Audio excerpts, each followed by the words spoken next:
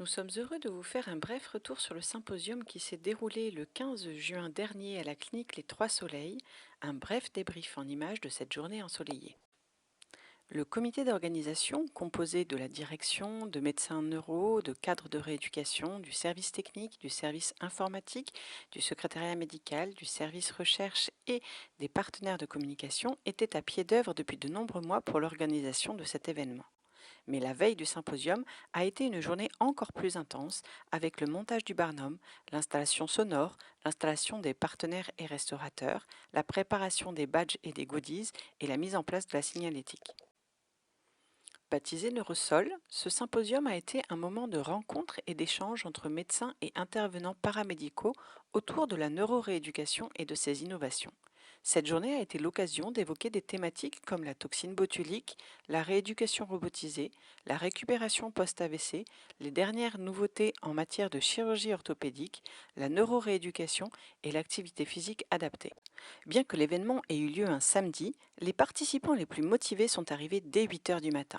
Nous les avons bien sûr accueillis avec le sourire, mais surtout un bon café et quelques viennoiseries. Les autres participants sont arrivés au fur et à mesure et chacun s'est vu remettre, en plus de son badge d'accès, un sac avec quelques goodies en souvenir de cette journée. Une fois les participants tous bien installés, M. Gobin a présenté la clinique Les Trois Soleils au travers de quelques notions clés comme son implantation dans le territoire local, le nombre d'hospitalisations annuelles ainsi que la coordination avec les partenaires locaux. Ensuite, le docteur Christophe Duré, médecin MPR à l'initiative de ce symposium, a souhaité un bon accueil à tous les participants et a invité Ophélie Pila, ingénieur de recherche à la clinique Les Trois Soleils, à faire la première présentation de la journée. Ophélie a présenté les premiers résultats d'une étude randomisée contrôlée réalisée entre 2014 et 2023 à la clinique portant sur la robotique de rééducation du membre supérieur par éthique. Nous avons eu l'heureuse surprise de voir que la présentation suivante était un binôme. En effet, le docteur Laure Gatin était accompagné du docteur Yannick Blanchetot pour nous parler du projet autonome permettant la prise en charge chirurgicale de la spasticité dans les lieux de vie type EHPAD. Julien Bonal est venu ensuite nous parler de l'intérêt de la mesure en spectroscopie proche infrarouge fonctionnelle, plus connue sous le nom de FNIRS, pour la compréhension des mécanismes cérébraux de la motricité du membre supérieur. Ensuite est venu le temps de faire une petite pause pour essayer d'assimiler le contenu des différentes interventions qui nous avaient été présentées jusque-là. C'était l'occasion pour les participants de pouvoir aller rencontrer les différents partenaires de ce symposium tout en se restaurant un peu.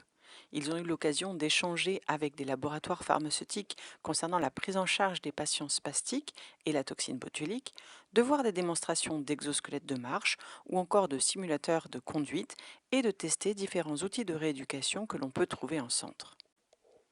Après cette pause bien méritée, il était temps de revenir en pleine forme pour la première présentation en anglais de la journée, réalisée par le docteur Gert Verheden, présentant les résultats du consensus de l'European Stroke Organization, permettant d'établir la définition de la rééducation motrice après AVC et de nous présenter les différentes recommandations internationales. Émilie Hutin a ensuite poursuivi par une présentation sur la cartographie de l'hyperactivité des fléchisseurs plantaires après un AVC, réalisée par l'intermédiaire d'un outil d'électromyogramme de haute définition permettant de cibler le traitement de la parésie spastique post-AVC. Enfin, pour finir la matinée, un flash d'informations réalisé par le laboratoire Ipsen était proposé spécifiquement aux kinésithérapeutes libéraux pour faire le point sur le parcours du patient post-AVC et la prise en charge de sa spasticité. La journée s'est poursuivie par l'intervention de Petra Brockmann qui nous présentait le retour d'expérience des projets d'optimisation de l'activité physique adaptée dans la continuité des soins pour les personnes de plus de 60 ans présentant des troubles orthopédiques ou neurologiques. Le professeur Hermano Aiko Krebs, quant à lui, nous a fait un point en anglais sur les outils de rééducation robotisés du membre supérieur et notamment la miniaturisation permettant d'envisager des outils de rééducation à partir des téléphones portables, ouvrant ainsi la voie à une rééducation robotisée à domicile. Le professeur Jamel Benspaïn nous a, quant à lui, proposé une présentation sur les nouveautés de la prise en charge de la spasticité par toxine botulique. Il nous a présenté l'intérêt d'expliquer les objectifs de la prise en charge de la spasticité pour une meilleure adhésion des patients et surtout des familles de patients non communicants. La dernière présentation en anglais de la journée a été réalisée par le professeur Jesse Dawson, qui est venu nous parler de la stimulation du nerf vague intra-auriculaire pour améliorer la récupération motrice après un AVC. L'idée de cette présentation était de nous montrer que cette technologie existait et de faire le point pour savoir si elle était suffisamment mature pour être utilisée en soins courants. Le docteur Nicolas de l'Escalopier a été le dernier intervenant de la journée et nous a fait une présentation sur les alternatives thérapeutiques à la toxine botulique par la chirurgie neuro-orthopédique du pied spastique post-AVC. Cette journée s'est finie comme elle avait débuté par l'intervention du docteur Duré qui a remercié les différents participants pour leur présence, les orateurs pour la qualité des présentations et des sujets présentés, les membres du comité d'organisation pour leur implication, ainsi que la direction pour la confiance qu'elle lui avait accordée pour mener à bien ce projet. Cette deuxième édition du symposium a réuni près de 200 participants, dont une forte représentation des étudiants en kinésithérapie et des rééducateurs de nombreux établissements de santé. Les échanges entre le comité d'organisation, la direction et les intervenants se sont poursuivis dans la soirée autour d'un dîner convivial.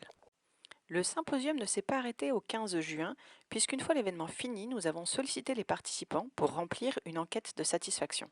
La majorité des participants ont eu connaissance du symposium par mail ou par leurs collègues directs.